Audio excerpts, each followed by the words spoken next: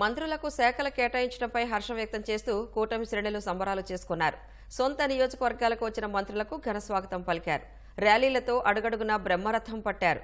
రాష్ట్రాభివృద్ధి కోసం శక్తివంచన లేకుండా కృషి చేస్తామని మంత్రులు చెప్పారు.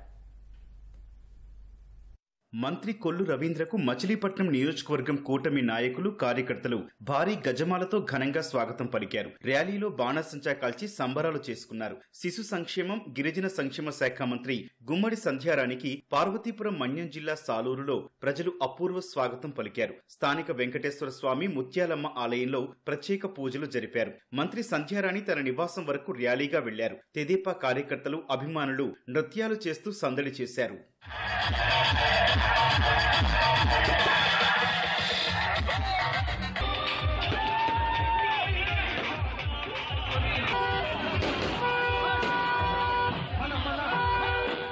జలవనరుల శాఖను మంత్రి నిమ్మల రామానాయుడుకు కేటాయించడం పట్ల పశ్చిమ గోదావరి జిల్లా పాలకొల్లు రైతులు హర్షం వ్యక్తం చేశారు. పాలకొల్లులోని లాకుల వద్ద ఆర్థర్ కాటన్ విగ్రహానికి పూలమాల వేసి సంబరాలు చేసుకున్నారు. కూటమి ప్రభుత్వం నీటి ప్రాజెక్టులను పూర్తి చేస్తుందని ఆశాభావం వ్యక్తం చేశారు. పర్యాటక సాంస్కృతిక సినిమాటోగ్రఫీ మంత్రి కందుల దుర్గేష్ కు రాజమహేంద్రవరంలో స్థానిక ప్రజా ప్రతినిధులు అధికారులు ప్రజలు ఘన స్వాగతం పలికారు. కూటమి ప్రభుత్వం రాష్ట్రాభివృద్ధి కోసం పారదర్శకంగా పనిచేస్తుందని దుర్గేష్ చెప్పారు.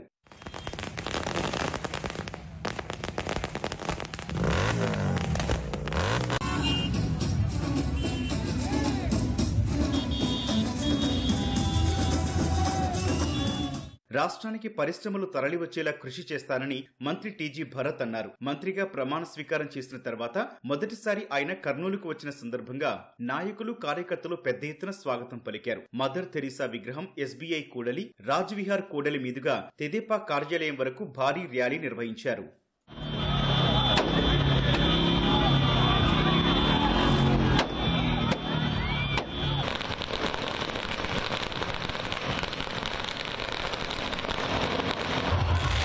రద్దు చేసినారు. సో అందరు భయపడిపోయినారు. ఆంధ్రప్రదేశ్లో పెట్టుబడులు పెట్టాలంటే అందరు భయపడిపోయినారు. సో ఇవన్నీ కూడా ఫస్ట్ నేనేం చేస్తానంటే ఫస్ట్ ఇండస్ట్రీస్లతో మాట్లాడి అందరితో ఏం ప్రాబ్లమ్స్, ఏం ఇష్యూస్, ఎట్లా ఎక్స్పాన్షన్ చేస్తారు, ఇక్కడ మీ ఎక్స్పాన్షన్సే కాదు అది కాక ఇండస్ట్రీస్ కొత్త కొత్తవి తేవాలంటే ఏమి వాళ్ళతో మాట్లాడి ఒక రోడ్ మ్యాప్ క్రియేట్ చేసి ఇండస్ట్రీస్ వచ్చేదానికి ఫుల్ ప్రయత్నిస్తాను.